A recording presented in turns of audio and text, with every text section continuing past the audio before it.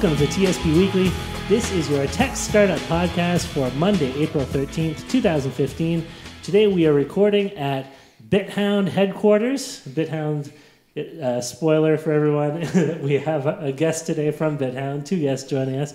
But before we introduce them, we should introduce ourselves. My name is Darren Conley. I'm a local tech entrepreneur here in Kitchener-Waterloo. And joining me, as always, is my wonderful co-host, fellow tech entrepreneur Stephen Campbell. How are you today, Stephen? I'm summery. Thank you. You're summery? Yes. Very excited about the weather and the bright sunshine. I thought you were going to summarize something for us. And maybe at the end. Yeah. Oh, That's okay. something to look forward to. Sounds Tell you what, I'm really looking forward to next week. We're talking to Nadia Hamilton with Magnus Mode. Right. And that's going to be a laugh fest for sure. Well, we're talking about a serious subject, but she's awesome. So well, I remember playing poker with Nadia, and every time she got dealt her two cards, the first thing she would scream is, "I win!" before anything else had happened, which I thought was hilarious. Awesome. Well, that's great for next week. Let's talk about right now. So joining us today, we have Mr. Dan Silivestru and Mr. Gord Tanner, who are two of the founders. Right. You're both at that level, I think, yeah? Yep. Of bitHound. How are you guys doing today? Great. Yourself? Thanks for having us. Yeah, we're doing good too. Thanks. Thanks for hosting us in your cool metropolis of Kitchener secret hideout. Yeah. It's good to have you. Yeah, so we should say, bitHound headquarters here is an old house that has been renovated and fixed up. It's right in the heart of downtown Kitchener. They have some really cool bathrooms that are kind of video game themed. I saw the Mario one and the Pac-Man bathroom. You've already gone to the bathroom twice? I've just looked in. Oh, okay. My bladder is larger than that. They have a very cool Millennium Falcon throw rug downstairs, which I like. And have you guys named this room at all? A lot of times we have room names.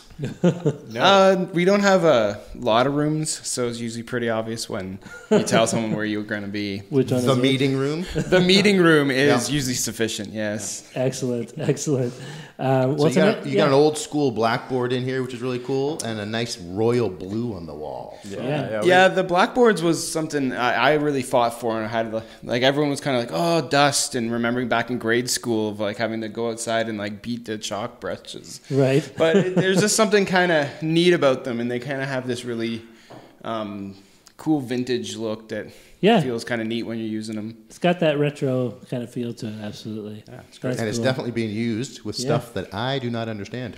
Fair enough. So do you get to beat the brushes, Gord? Is that part of it's one of the perks of starting your own company is you get to do all the great jobs, such as going out in the street and beating chalk brushes. Excellent. I remember being chosen in class to do that occasionally by the teacher.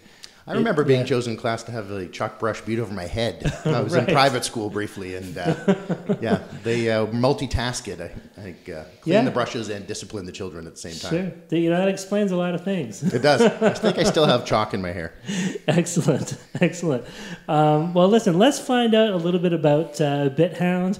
Now, I did a bit of research online, looked over your website. I think it's some of the stuff that you guys are doing, probably most of the stuff is a little over my head when it comes to the technical aspect of what makes it work. But why don't you just give our listeners a quick kind of 1 minute overview of what bitHound is doing? Sure. Love to. Well, bitHound is a software company operating on a SaaS model. And we help developers and enterprise deliver fantastic software every single day. Right? Mm-hmm. What we do is we're focused on JavaScript right now. Mm-hmm. We analyze your software project throughout its history, give you an overall health score, show you all the hotspots within the code that require attention, and continually monitor your project on an ongoing basis so that as new code gets generated, you know whether or not you're tracking in a great quality direction, and if not, what you can do to get yourself back on track. Right? And we go beyond that. So we look at your dependencies and a whole bunch of other stuff. The whole idea is everything around the software development ecosystem and how you can deliver fantastic software. Awesome. So I think I understood most of those words. Yeah, I think I did too. Yeah. When you say that you're analyzing the code, I'm assuming you don't have a bunch of people sitting in your office here reading through lines of code for your customers. So what's actually happening? You're connecting to people's GitHub repositories? That's right. Yeah. So I don't know how technical to get for you, but yes, absolutely. We do have some technical listeners. So you can log into our software using GitHub or Bitbucket. You just come visit our website. Mm-hmm. Once you've logged in, you'll see a list of all of your projects called repositories. You click on a big plus button saying, I want to get this thing analyzed. We reach out, grab the code from the cloud into our own system. We then run a whole slew of different kinds of analysis, everything from lint, like static analysis, saying are there any issues within the code, like misspelled variables or missing semicolons or whatever. We look for duplicate code, we look for complex bits of code, and then we dive into kind of other types of analysis that are not quite static. So we look at commit density, we look at churn over your files, we look at bug density over, all the way down to the line number, actually. And so we got there. Yeah. I don't know what you're talking about now.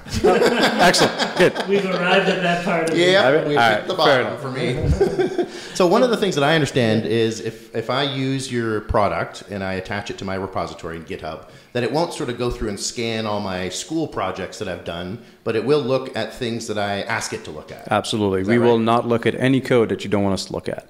Only once you've hit that little plus button saying, I want this analyzed, will we actually take a look at the code. And once we've added that code to bitHound, or I don't know if that's the right way to put it, we've attached to bitHound, or bitHound has access to it.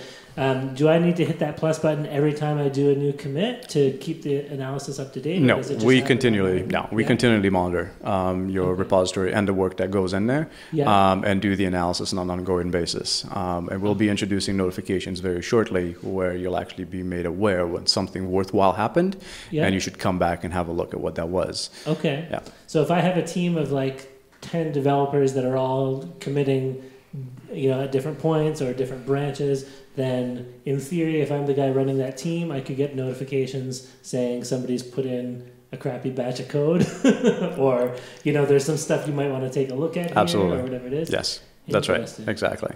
Huh. And it's been really helpful as well for developers themselves, as they do their work in a particular branch, to make sure that before they issue a pull request, meaning trying to get their feature back into the main trunk of the software, to know that it's up to par and up to quality before that request gets put in.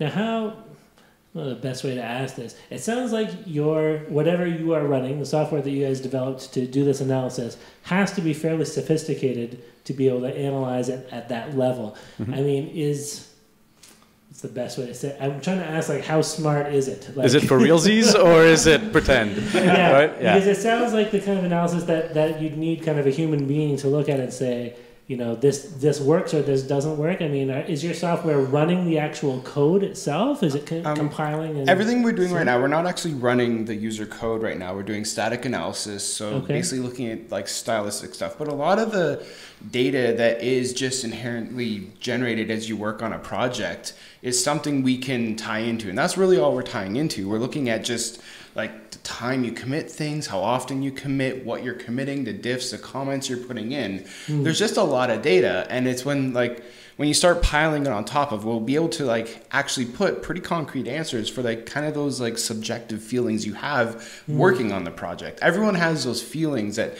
this part of the code's a little tricky, or that when I did that work over there, I was kind of rushed. Right. All we're doing is giving you that data to back those feelings. Fair enough.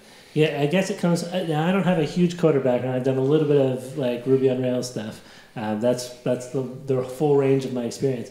But I understand, especially people who have been in development for years and years, that writing code and doing professional level development is kind of a science and an art, both, right? That's right. And everybody's code is going to be different and have a different style. And so when I hear about, we have a robot or we have an AI that's going to analyze the code for us, to me it feels like saying, let's get a computer to look at a painting and see what are the technical errors that the artist has made. And that's a great point. And we're fully aware of that, right? So different projects will have different stylistic requirements, and they would choose kind of different approaches to how they like to write code. So just to give you a very specific example, linting is a way of kind of looking over the brush strokes, as it were, of the code and saying, do they match the patterns and do they match the style that we like? We have a default set of settings that's kind of based on best practices. However, if your project has taken the initiative and set out a configuration file specifying, no, these are my stylistic preferences, bitHound will just use those for its analysis rather than trying to impose its own. So we're opinionated in some cases, but if you've already kind of taken the time and the effort to define your own style guides, that's really cool. Then bitHound will just use them. So as I try to wrap my head around this, I'm a college student right now, and I'm studying programming, and I'm in the wrong program because I'm not very good at it. So I'm doing a little of the high-end design. We're doing some use case scenarios, and we're building those requirements, right? The school also has their own requirements of how they want us to do Campbell notation and their own set of requirements, right? So I could give you the school's requirements, and then I could also say, here's the high-level design documents, here's our flow charts and diagrams and use case scenarios and all that kind of stuff. Have our guys code it. And then at that point, you guys come in? Like, are we integrating with the high level? Not really. I know it's not really happening. Right. No, we're not. Does that documentation other than the students. That's right. Walk me through that a bit. Yeah. So we don't do the high level information the analysis that you were talking about. Yeah. Because if you think about it, that one is extremely subjective, and there is no like set rules for how are you going to generate that. A loop is still a loop. That's right. In code. Yeah. Exactly. Code has inherent structure. There are rules for each language of how it should be designed, how it should be built, and that is something that can be analyzed. Right. You can introduce bitHound right at the beginning of your project to make sure you're kind of getting off on the right foot, or you can introduce into a project that's got 5 years worth of legacy JavaScript in it. Wow. And we'll just go back historically for as long as it makes sense, and so you can understand the trend and how you got to where you are, as well as kind of pointing out all of the issues that need to be addressed at that point, right? So give me a little view of, I'm struggling with Visual Studios and its warnings and errors, and cleaning that up and interpreting what the heck that means, and understanding that testing quality software is harder than writing the software in the first place. So what's the feedback I get from bitHound? Is it going to say, here's warnings, here's errors, here's optimizations, here's shortcuts, here's... What is the feedback after it's run through my code? Is it going to say, here's a loop that we're never going to get out of, you idiot? Why did you iterate through this array twice? That's a great question. I mean, really what we are trying to focus on right now is kind of this, I think it was Mark Twain that said it best. It was like, when you're faced with an overwhelming number of things on your to-do list, start at number one. Right. And so I love when Mark Twain is brought in as an authority of technical. Yeah, that's right. Yeah, that's famous Canadian. And the reason there is software is inherently very complex. So when you run our software over your project for the first time, especially if it's been long running, there's odds that there'll be a lot of warnings and a lot of things that you need to look at. Well, we boil that down to, let me show you the 3 most problematic files that you should look at. And on each one of those files, we annotate the code with, this is where the problems are, and this is what you should do to fix them. And that's everything from exposing duplicate functions to lint issues, and now we're even showing you missed errors. So rather, you're not handling potential errors that are being returned in the code, and therefore you could get yourself into trouble down the line where you think you'll have a value for something, but in reality you don't. Those are the kind of bugs that are extremely difficult to debug and find. So are you generating a document that I could just load up in Sublime or something like that? Actually, it's all web-based. The whole thing is web-based. You just log onto our site, you see all of those results. And we then go a step further. I think I mentioned this before, where we show you your dependencies. So there's kind of fundamental shift in mainstream development that's been happening in JavaScript lately, where I'm not going to write a piece of code to send email. Odds are 4,000 other people have written something that sends email. Sure. I'm going to go on NPM. I'm going to search for that particular dependency. I'm going to find one that actually does what I need it to do, bake it into my code, and ship. Right. And that offers a huge problem, or presents itself a huge problem to us developers, in that I just took some complete unknown developer's code and I made it part of my production system. I have no idea what its quality is. A lot of trust there. Yeah, and I have no idea if it has a security vulnerability in it.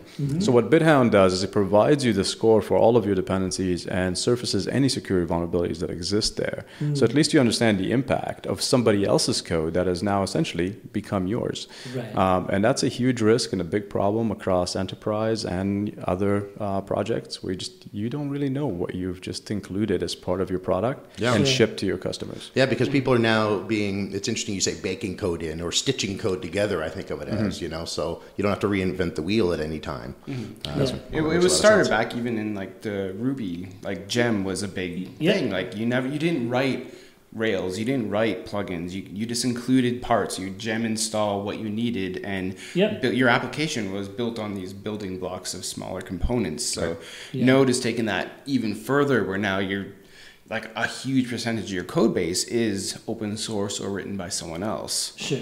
Yeah. I have several homework assignments coming up this summer that I hope to use some open source. Other people's code? Yeah. Excellent. When are you guys doing C#? Not for a while. We both started in the C# developers together. The good old days when the chalkboards were still being used, right? That's right. Before we go back to the good old days, because I do want to talk about how you guys got started and stuff, but I just wanted to ask, if we had somebody out there who wanted to take advantage of bitHound's services, do we have to, talk to a salesperson here or anything, or can we just hop on the website and click a button? How does it go? Simple as hop on the website, log in with GitHub or Bitbucket. Yep. We show you all your projects, hit the big plus button, and you're off to the races. That's all there is to it. Yeah, super simple. Excellent. So that's the salesman, the big plus button. That's right. I like that. Perfect. Well, let's go back and talk about the early days of bitHound. How long have you guys been around for at this point? We incorporated in November 2013. Okay. Not that long ago. Mm-hmm. Yeah. We all went full time in January, I believe, of 2014. Okay. And we released an MVP, which is a minimal viable product, under very closed doors. To a very select number of people in June of that year. And then we went open beta at the beginning of February of this year. So very early. We've only been in open beta for about 2.5 months now. 2.5 months. And how's it been going with the open beta so far? Really great. We're seeing well over 100% month-over-month user growth, which is really great. Sure. We're nearing that 1,000 user developer mark, which is fantastic for being this early on, and we're really thrilled actually about the level of extremely positive feedback that we're getting from our customers. Now I'm guessing both you, Dan and Gord, both have developer backgrounds yourselves, yeah? We were actually comparing notes the other day, and we realized we've been working together, the two of us, for seven years now. Wow. Just through the various companies. So we both met at another local startup called Coverity. Okay. And Dan went off to build this new startup idea / consulting thing that sounded really lame when he first told me about it.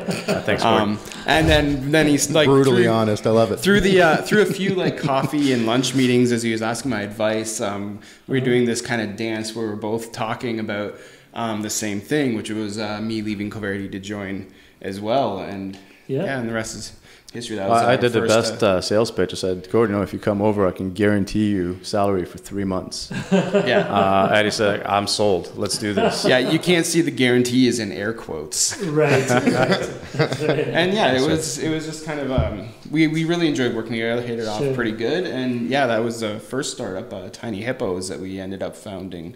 Well, I didn't found. I came on very shortly after. Yeah, so Gord was essentially a late founder on that one, and we exited that one to BlackBerry in 2011, which was a great experience as well. And what's the 30-second pitch on tinyHippos? What did it do? Or tinyHippos built an in-the-browser mobile device emulator. Okay. Enough buzzwords? Yeah. That'll do it. So really, it was trying to address the problem. This is back in 2009. Where this concept of being able to build a mobile application using nothing but web technology, HTML, JavaScript, CSS became a thing. But you can package those, so they were no longer a website. You can package them into an app and then deploy them in an app store and monetize. Right. And we were super excited about this. So, this has to be the future because there's only one common thing on every mobile phone, and that's a browser. Right. Everything else is different. Yeah. And so we thought this was going to be the future as to how mobile applications get delivered and built. Mm-hmm. Yeah. And so we said, we're going to consult here. It was great. And as we started that, we realized that the tooling sucked. Mm-hmm. Everything was built. Oh, and he doesn't use that word lightly. It was horrible. I mean, to the point where we thought it was broken. The very first time we turned on a mobile emulator, I think it was Android. Yeah. We kept getting a black screen and it wouldn't work. And finally, after hours of tweaking, we gave up and went to the to the kitchen, and we're sitting there having a coffee, and 15 minutes later we hear this little doo-doo-doo-doo.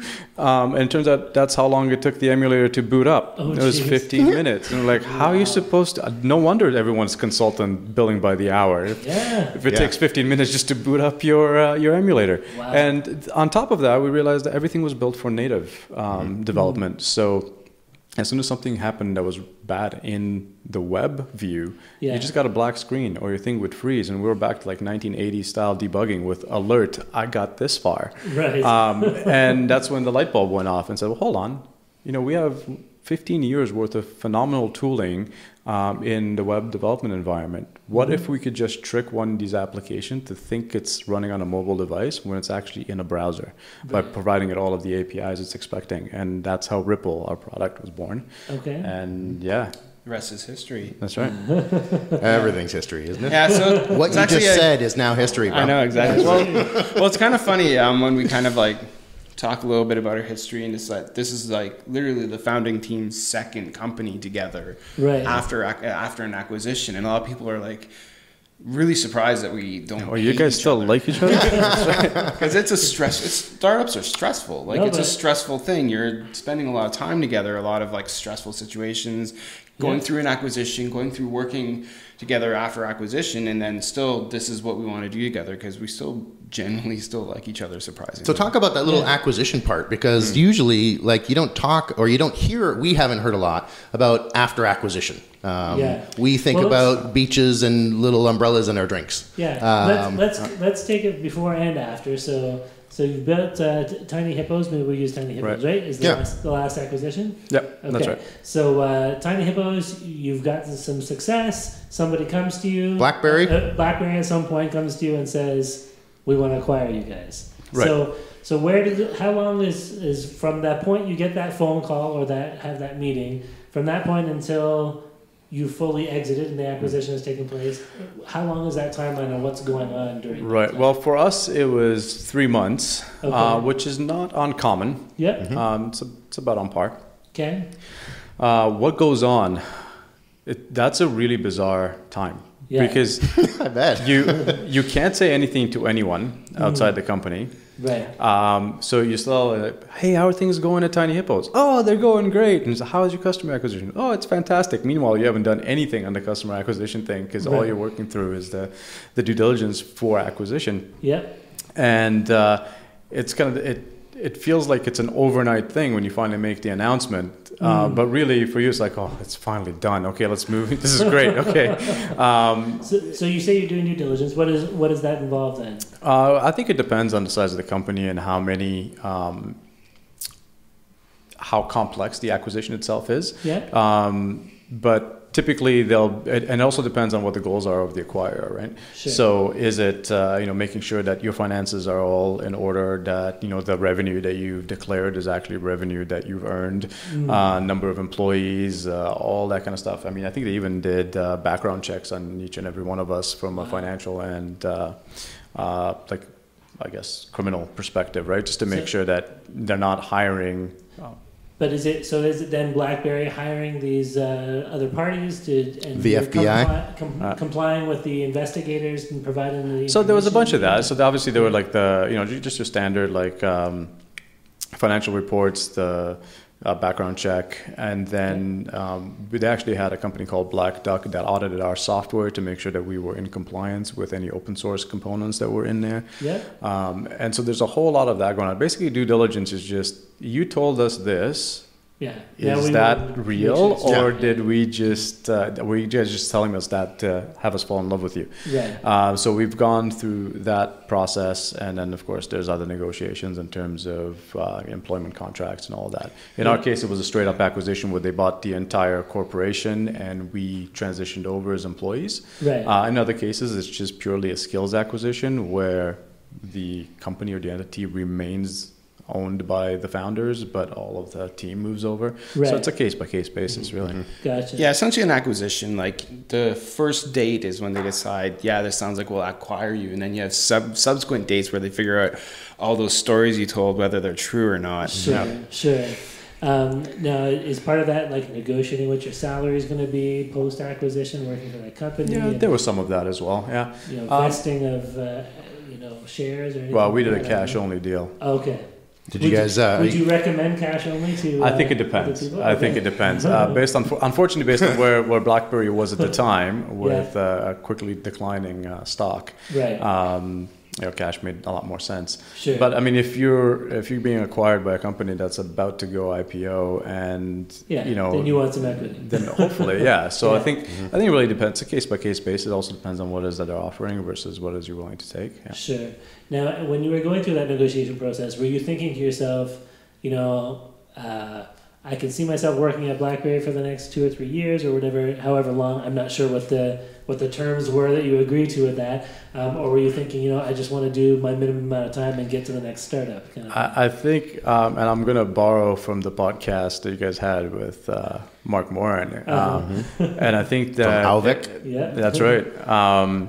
One thing that struck me in the recent years is the thing that makes us good entrepreneurs makes us terrible employees. Right. And I think understanding that means that for myself personally, at least, I knew that moving into a corporation the size of BlackBerry was going to be a temporary thing. Right. But we were going to make our commitment, do our very best while we were there. But or at least I fully expected shortly after my commitment was done to leave and go work for myself again. Sure. Because I think that probably stands the same. A little bit, yeah. I had some really awesome projects that I got to work on. There was this kind of freedom they kind of gave you as someone coming in through an acquisition, where I had freedom to try to experiment and to play with some cool open source projects. So during my time at BlackBerry, I got to spend a good portion of it just kind of contributing to PhoneGap in Cordova and helping with an open source community I really believed in, and it's almost like a self-directed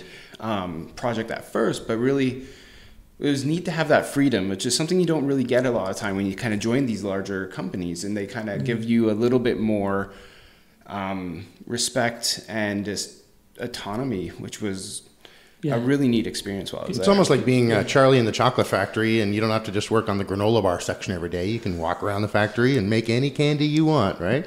That's wondrous. Thank you for fulfilling your strange analogy. Strange metaphor checkbox? Yeah, that's excellent. Part of the things we have to check off on every podcast. I'll be here all night.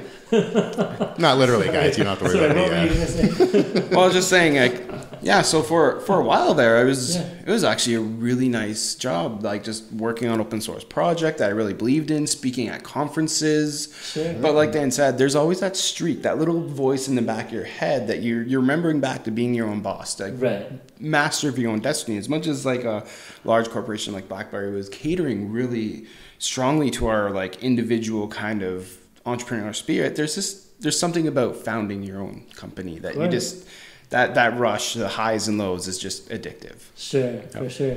Okay, before we get into the, I want to move on to the next part of the story here, guys, but we're just going to take a quick break for our sponsor and throw this in here. So we are sponsored by Igloo Software, and Igloo is looking to expand their employees, looking to find some talented people. So take a listen to this and see if you might want to work at Igloo. Every week we're adding 2 new people. We got all sorts of fun activities on the go. We also put a bunch of really neat incentives in place. I mean, we get beer every other Friday. There's nothing wrong with that. At Igloo, if you have a great idea and we think it'll work, we'll run with it. Our culture is all about team. There's no hierarchy. We're very flat. And it doesn't matter that you just graduated. If you have a great idea, we're going to implement it. I tell anybody who wants to come, if you're looking for a job, don't work at Igloo. If you're looking for a career, then come to Igloo. Now, all those jobs are available on their website. If you want to go check them out, they are hiring. They've got a list of available positions. Yep. So go check them out. Igloo Software. They're really cool people. Yep. They're really cool to us, and we're happy to have them backing us. Excellent. Okay. So let's dive into it. Back with the story of bitHound with Gord and Dan. So we heard about the acquisition. You spent a few years at BlackBerry as employees. Charlie's Chocolate Factory. Whatever you want to call it. And so at some point, your obligation to BlackBerry is done. You got the itch to be your own bosses again. So how did that happen then? Did you guys just decide one day, hey, let's start another thing? I don't know. We left BlackBerry. We promptly went to Vegas and partied up for a little bit. We won't talk about that. No, we never talk about what happens in Vegas. We'll turn the mics off. Was there any poker involved in Vegas? That's what I would be doing if I was there. Yeah, no comment. No comment. So that was Vegas. We came back from Good Vegas. try, Darren. Yeah.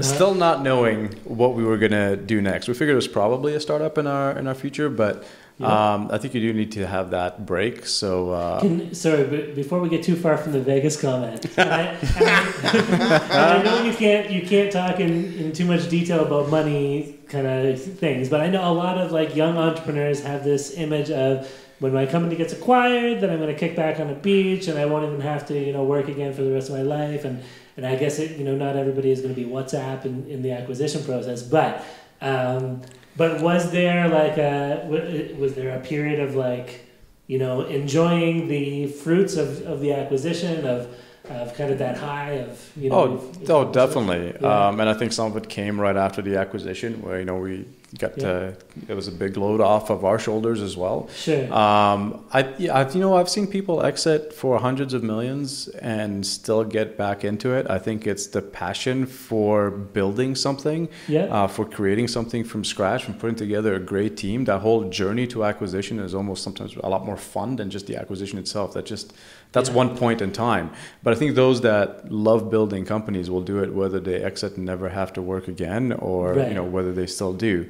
In our case, for PJ and I, who's our other co-founder here at bitHound and was the co-founder of tinyHippos, we took the family to Europe for 2 full months and just booted around all of Western Europe and just chilled. I actually disabled both of my email accounts. Wow. With just an auto replier saying I am gone. Email me after this date, because as soon as I get home, I'm deleting all my emails. And that was really great. Sure. It was a great way to kind of let off some steam, relax, kind of recharge the batteries, come back and start seriously thinking about what's next. Sure. What do we want to do? The new animal. Yeah. Hippos. You caught on to our brilliant marketing strategy. I'm a big marketing fan. Where we suck at naming things. So our strategy is we'll go a unit of measurement and an animal. Something. Okay. And you got bitHound, you got tinyHippos. The next one might be, I don't know what, gigantic kittens or something, or sold pint-sized pandas. Yeah. I like that one. But yeah, I think the key is like what Dan was saying. There's only so many like TV shows you can binge watch. There's only so many video games you can play or travel. Pretty soon you're gonna. Is this how you spent your time post acquisition? I apparently have a simple life. Fair enough. Hearthstone, anyone? Yeah. So. Some of that, yeah. Well, actually, I did a little bit of traveling, and actually ended up working in a place. I wanted to try something completely different. I've been in web for so long, so I ended up joining Thalmic for a little bit to do some hardware kind of like embedded stuff, which was a brilliant project to kind of break out of the yet another web app kind of like routine. And we're hoping to get some people from Thalmic on the podcast at some point in the future ourselves. Right, that's cool. Yeah. Okay. And then and then we kept coming back to the idea of bitHound, and that's and decided to kind of jump full in. And whose idea was it? You're both developers. Was it dealing with a problem that you guys yourselves? I think it was Gord and I that came up with the concept, but I think it was the culmination of the 10, 15 years of experience we each had writing software, and not just writing software, but also managing people along the way. So doing everything from developer to manager, executive, CTO at one point, and having all of that and living through that pain of delivering software, but not doing all those years, not quite being able to put a finger on how can we make it better. And it kind of crystallized one day when there was a set of layoffs, and we figured, this is interesting. It sucks, but at least the organization will get rid of some of the dead weight, and we can streamline, get lean, and move forward. When Gord and I were driving back home, we were very disappointed. Only one person from the group got laid off. They were actually pretty decent, but they had a duplicate title. Right. And we realized this was largely a bean counter exercise. It was an accounting exercise to reduce expense. But there were no real metrics to figure out who were your top performers within the organization. The idea very quickly morphed towards being able to use all of this massive amounts of data that Gord touched on before, the developers generate every single day, right? The code, the comments, the issues, to be able to actually ascertain the quality of a project, not just of an individual, but how good is the software that's being generated. And as we started talking about it in more and more detail, and this was a good 2 years before we started bitHound, I think, kind of really honing in on what bitHound has become now. And we got super excited. And as we were thinking of a whole bunch of different ideas throughout those 6 months, we were trying to figure out what we do next. The concept of bitHound kept coming back. And maybe it's because a problem we've always wanted to see solved if we ever got into software again ourselves. We always called them our kind of startup idea powwows. We would just kind of sit there and riff on cool tech we kind of read about or ideas we've had, and it was always kind of a neat place where you can kind of just throw away everything you've done in your past and go, what if we did this? And where do you have those? Because Darren and I would probably stalk those meetings. It sounds like a lot. We had them actually in the car a lot. We would just kind of be commuting, in that kind of dead time when you're in between Toronto and Kitchener or whatever, going. Or at my place over whiskey. Yeah, or even at Dan's place over whiskey. Sure. I was thinking more of the second than the first. Sure. Now, Dan, you and I were talking a little bit earlier before we started recording about some of your past experiences, and you said you had another startup that was kind of a crash and burn situation. I wonder if you feel comfortable talking a little bit about that situation, just so we might have some listeners who can relate, or hopefully not, but might go through the same kind of circumstances. Yeah, absolutely. What's that all about? Yeah, so that company was called Practical Reality. We started it in 2002, so kind of post crash, but right kind of the reemergence of e-commerce as a way of delivering products to consumers. And it was one really late night. I think it was 2 a.m. We were trying to order a gift for my co-founder's girlfriend at the time. It was a cutting board. I remember that. And the cutting board was $17. And we got all the way through, picked it, put all the addresses in, did the whole bit, and then we got to the checkout, and it goes, oh, by the way, it's $21.90 something for shipping. And we're like, well, this is stupid. Why would you get me through all of this only to charge me more for shipping than you would for this cutting board? And very quickly kind of searched around and found out, I was like, hey, we could get all this info right ahead of time. So, and I'm sure you've experienced this now in shopping. You put in your postal code, and all of a sudden, you know what your shipping is going to cost on everything, right? Yeah, that's right. Amazon's great. It gives you 4 different choices for shipping. Yeah, exactly. Free shipping for students. Right. Usually, what happens is it's free shipping if it's over $25, and we bought $22 worth of stuff. Right. So we spend the next hour hunting for a $5 item. That's right. That's right. So we realized that I think we could close a lot more sales and provide a much better customer experience if all of this data was there at your fingertips as you were going through the shopping experience. So it wasn't a big surprise, at the very end. So we decided to revolutionize e-commerce, as it were. Very modest. Giggling. That's right. I was just saying, it's a very modest goal. I didn't say we wanted to disrupt the market, okay? So, and we started working on it. The biggest mistake there, we did it part-time. Now, also remember, back in 2002, there was no AWS. There was no cloud services. There was no way to just say, oh, Heroku, let me run my website for the first 20 months of my company for free. Right. That didn't exist. Right. And so we actually leased the hardware and put it in a big cage in Toronto at the Telco Hotel. And so, out the gate, you haven't even written much code, but you're burning $2,500 a month just to have a tiny little box somewhere, right? With all your equipment leases and whatnot. Anyway, we did this part-time, lined up an investor from friends and family. And the mistake there was our investor had to bail for part of it. And because we were doing it part-time, we had no time to both build product and make money for the company to pay the expenses. So we very quickly switched to full-time consulting. By the time we were above water again in 6 months, there were 23 competitors that were just, just took the market, right? Amazon being one of them, for sure. It showed you were onto a good idea. You just couldn't pull it off quickly. Maybe Gord will tell you about his Dropbox idea at some point. Oh, my God. Because he had that idea in 97. Back in college, I had a lot of computers. I was kind of a nerd. Yeah. So in my basement, I had we all got nerd cred. Yeah, I living in my parents' basement. I had my file server, my web server, like my dev machines. I had a bunch of computers, and I would go to school and I'd use a computer there. Yeah. But I quickly had that problem that everyone has. Like, I have a file on this computer and I want to put it somewhere else. So I wrote like a bunch of like shell scripts, a bunch of stuff where I just had a folder on my desktop. I threw stuff in it and it would sync it through all my devices and like all my computers, even ones at school.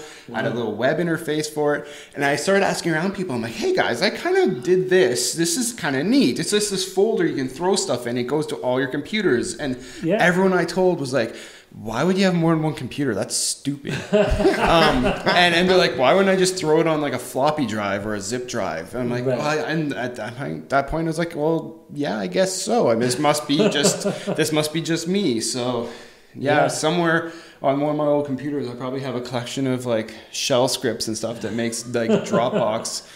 That's too bad. If only you presented it to the guys at Y Combinator or something back then. It's one of those things. It was way too early, right? Sure. This was back when literally most people did not have a computer. Actually, let alone more than one. Well, and I think his name is slipping my mind right now. But the gentleman who created Dropbox, do you know?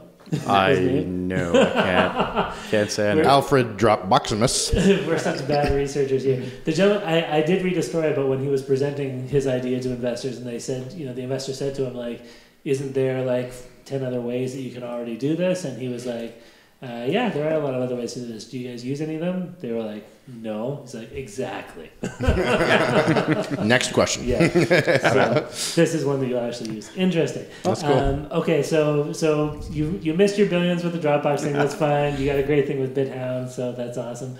I'm trying to remember where we are in the story. We're talking about the crash and burn. So you guys just kind of lost... money, I guess. And I think just the biggest lesson we learned was don't do a startup part-time. And just, maybe you can get it to prototype that way, but definitely don't try and launch a startup while you're doing it part-time. And we embraced that wholeheartedly at tinyHippos, the point where we double and triple mortgaged everything we owned to make sure that we stayed on full-time. Yeah.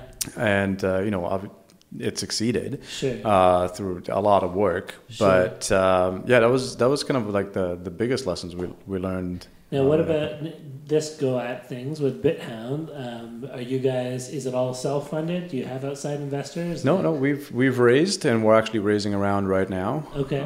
So we've raised just over $1 million already, and now are raising again. Okay. Do you think it's best to use other people's money rather than your own when it comes to doing a startup? I'm assuming you had some money left sitting around that you could have thrown into this, right? If you wanted to, yeah. Yeah, there's various reasons. I'm not sure that we want to jump into all of them, but I can definitely. So the funny thing was, we were fully prepared to bootstrap this thing to MVP. That was kind of the idea. Yeah. But the kind of one of the big rules in startup world is socialize with investors day one. So by the time you actually need their money, you've already have 3 to 6 months worth of kind of history. And you said, well, this is what we're going to do. And you keep coming back with that. This is what we've done, but we've exceeded. Yeah. So now you're painting this picture, you're plotting the dots. It's the equivalent like of a year's worth of a P&L rather than just a balance sheet, right? Right. They don't get a snapshot. They've now got the full story. Yeah. So as we started socializing with early investors locally, we were very surprised, and that's probably because of our past success, that they all started committing right away to this round. I think it goes a long way to have one success under your belt. Right? It does, absolutely. And I think we also had an idea that they could get behind. Right. They've all at some point worked through some software company, felt the same pains that we were describing, and recognized the value that bitHound could provide. Sure.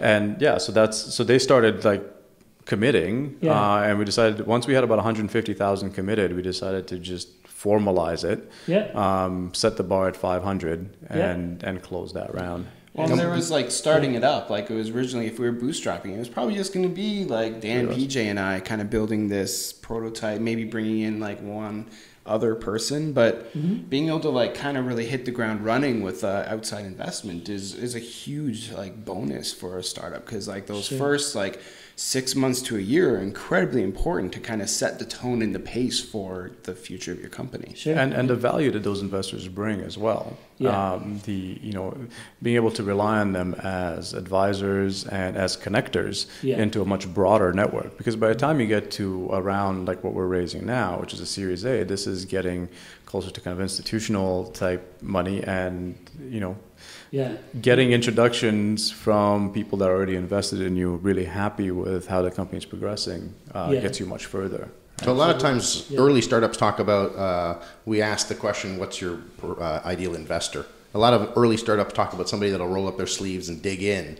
Do you guys not really need that as much? Outside of the networking and the connections and that world that they offer you, were you guys looking for more money, or did you need, or do you like somebody that wants to come into the office someday? I don't think we're the kind that like to have someone come into the office, but I think we are.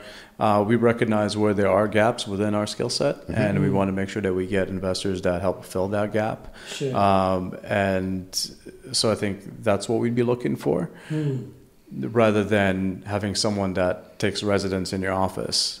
And if that would be the case, then that would be a senior level hire for us. So when we get into enterprise sales, in a real way, there'll be a VP sales that comes in and drives that. And we don't believe that should be an investor. That should be someone whose compensation and sole purpose is tied heavily to the targets that they need to meet to make the kill. Absolutely. One more question before we move into the lightning round. I got to ask the other question first. Sorry. So, bitHound, you've got the dog name right in the name of the company, the dog. Do you guys, to use the industry term, eat your own dog food? Absolutely. You're running Nice. your own code through your bitHound? Yeah? Yes, we absolutely eat our own dog food. It's excellent. We actually had an instance of that just the other day, where we saw a massive feature go in, and you could right away see the impact on the quality, which was then addressed immediately. But we use it all the time because it allows us to better understand whether or not our product is providing the value that we say it will. Yeah, sure.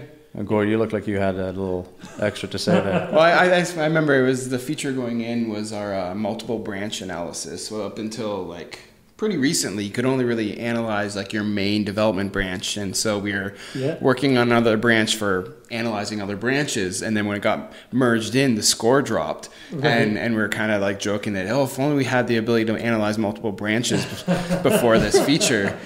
So like there is that fun like kind of you're building the tool that you're using, so.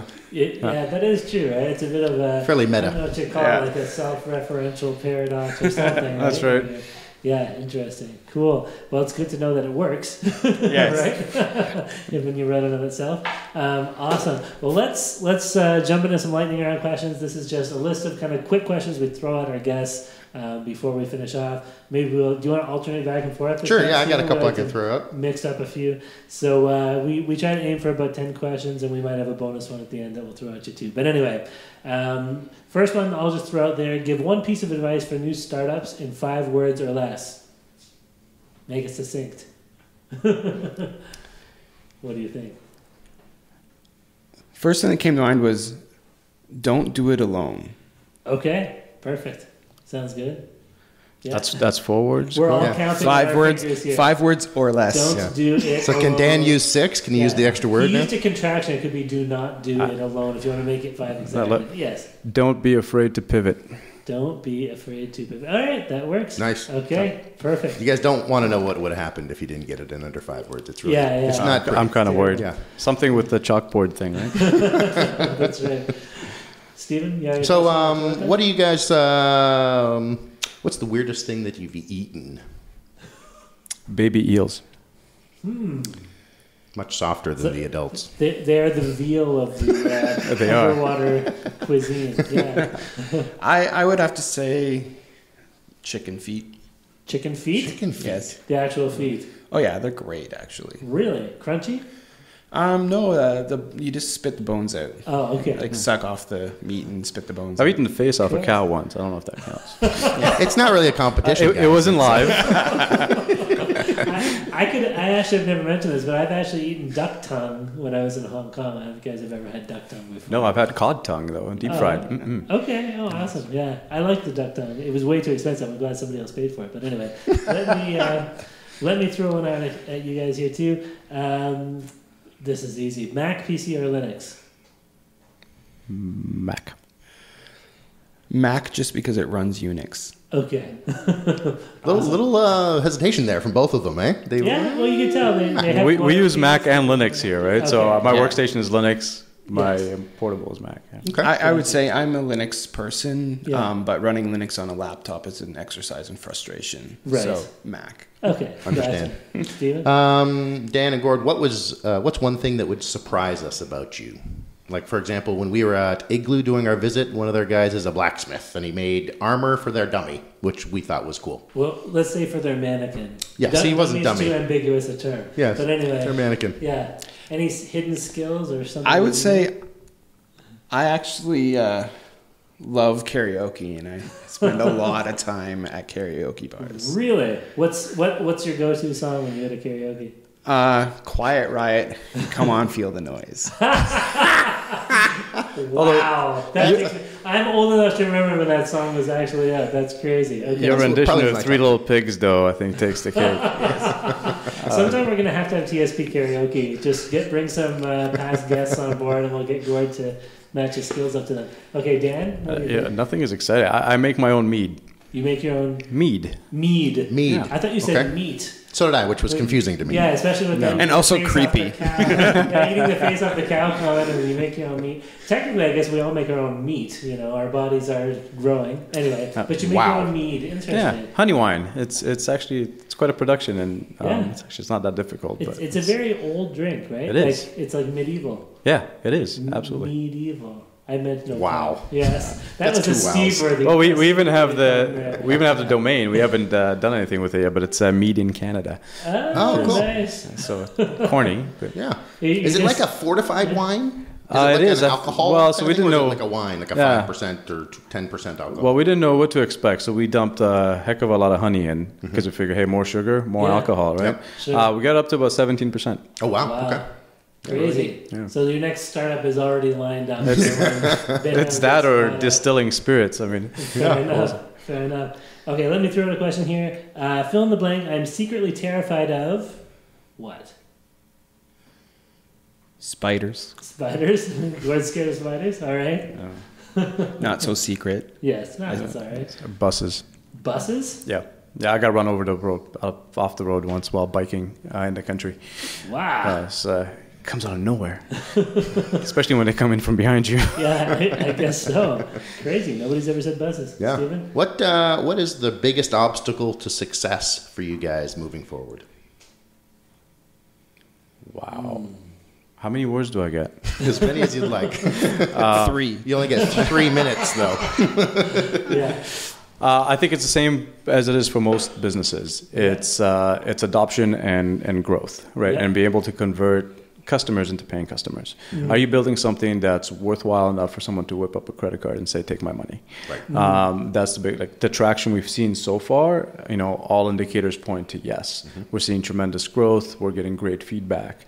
But ultimately, turning on the payment processing and having someone take out a credit card and saying, yes, this is worth hard cash to me, and I will pay to continue to have the privilege to use your product. So I think, that's why when we build what we build, we try to work it in terms of, would I pay for this? Mm-hmm. Is this helping me? Are we solving a big enough problem? Sure. When I used to advise entrepreneurs, when I was working as an executive in residence at Communitech, and they weren't quite sure what product or what to bring to market, my advice was always, if you find a big enough problem, that you can solve that has a big enough audience, then you have yourself a business. Sure. And it doesn't necessarily have to be sexy, right? But you're solving a problem. Excellent. I don't know. Shrad made the payroll sexy somehow. WagePoint it just feels sexy to me for some reason. It's sexier than most payroll accounting services. Hey, Shrad. Yeah, we like to throw it out to Shrad. We just saw him recently. He was a previous guest of ours, very early guest. Okay, one more question from each of us. Now, you've kind of been through this already, but I'll ask it anyway. What's the first purchase you guys are going to make after bitHound gets its big buyout in the future? I know I'm a car guy. I love cars. I love race cars. I always have a dream of owning a race car. Okay, like Formula One kind of? Oh no, no, or like a Ferrari or something. Probably not Ferrari. Probably something reasonable. Like a bus. Yeah, like a bus. Thanks, Gord. Interesting. Incidentally, if one of my startups ever does really well, I'm buying a Tesla Model S just because I want that straight out electric technology. But anyway, I already have the race car, so I think to me it'd be a hut somewhere on the beach. Okay. I think that would, with a little tiki bar. Going low tech. That's awesome. Like that. Take a load off. Great. So my last question, guys, is give us one item that our listeners can use in the next 24 hours to improve their business. One tool or one nugget that they can use in the next 24 hours. You mean other than bitHound, right? Other than bitHound, It could be bitHound. I hope they've gotten that message. We're taking for granted the bitHound. So this is, for me anyway, it's a tool that was introduced to me by a friend. And as a founder and someone who goes after raising money has become very, very useful. Mm-hmm. It's called Streak. Okay. Streak for Gmail, and it sounds... sexy. Yes, it does. But really what it is workflow for your email, which doesn't sound so sexy, but it allows you to create entire workflows. So when you're raising money, going from lead generation through to meetings, through to pitching, term sheet, and keep track of all of the investors, which in some cases will be hundreds that you've talked to. So you can always refer back to where you are. You can do the same for support, for a whole bunch of other stuff. It's become an invaluable tool for us, or for me anyway, and it's baked right into my Gmail, which is brilliant. So it sounds like a sales funnel for investors. Yeah, except it's a sales funnel for anything, because it's a sales funnel for sales as well. So they have various kind of predefined workflows, and then you can add your own if you choose to. I'll have to check it out. Gord, any recommendations? I would almost say something that always helps me is meetup.com, and just realizing that like you can ask the person in the mirror the same question as many times as you want, and you might only hear one answer. So just being able to get out and like meet your peers, meet the other people around, like find all these meetups and just have that community, which something Waterloo has in spades. It's great just to be able to like get outside the four walls that you're in and talk and get validation or just feedback on your ideas. Sure.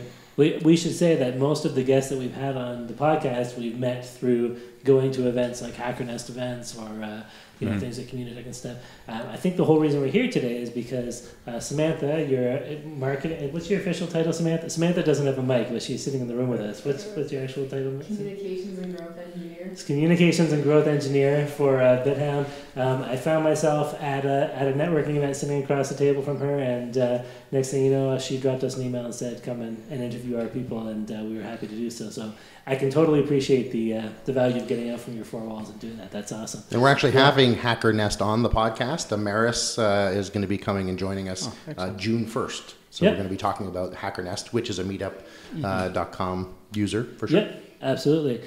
And the bonus question I'm going to throw at you guys, and Samantha, if you want to chime in on this one, you can too. Or cover your ears if you'd like to. Toilet paper, fold or scrunch? Fold. Several times. More so if you're in an airport. Dan says fold. Oh, I scrunch all the way. Scrunch! Wow. Sam, do you want to chime in? You want to break the tie? She's too busy laughing over here. I think it's complementary skills between founders. See, this is where this comes out. Right, well, you have to have one folder, one scruncher. Yeah, I'm a scruncher and Darren's a folder. Yeah, that's true. Yeah. Any input? No? I probably tend to fold it, but... Okay. All right, Sam's a You're going to be paying more attention now, aren't you? We're going to bring around the fold side of things. Perfect. Awesome. Before we do the final wrap-up, guys, where can we find you online if people want to get connected with what's happening at bitHound? Do you have some social media? And Absolutely, we do. Your website? We're at bitHound.io on Twitter. Okay. We're also on Facebook, and you can find us at bitHound.io on the interwebs. Awesome. Yeah. Great. All the Sounds info's good. there. Perfect. And like you said earlier, it's just a matter of signing with GitHub and clicking on the big plus button. That's right. As easy as that. Nice and easy. Excellent. Well, let's wrap things up here then, guys. Special thanks to our guests, Dan Silivestru and Gord Tanner from bitHound for coming on our show. And we want to thank you guys at bitHound for letting us record in your wonderful office space here today. In the TSP Weekly room. Yes. We'll kiss up the TSP Weekly room, right? Let's see if that sticks. Yeah, probably for about 3 seconds. Thank you to you, our listeners, for joining us on another episode of TSP Weekly. Please feel free to send us your comments, your questions, your criticisms, your feedback. Our email address is feedback@tspweekly.com, or you can send us a message on Twitter. Our Twitter handle, I can never say that right the first time. Twitter handle is just at TSP Weekly. So for myself, Darren Conley, my co-host Stephen Campbell, and our guests Dan and Gord from bitHound. And Sam. And Sam, sorry. Throw Sam in there too, and Sam from bitHound. Thank you very much for joining us here today, and we'll see you all again next week.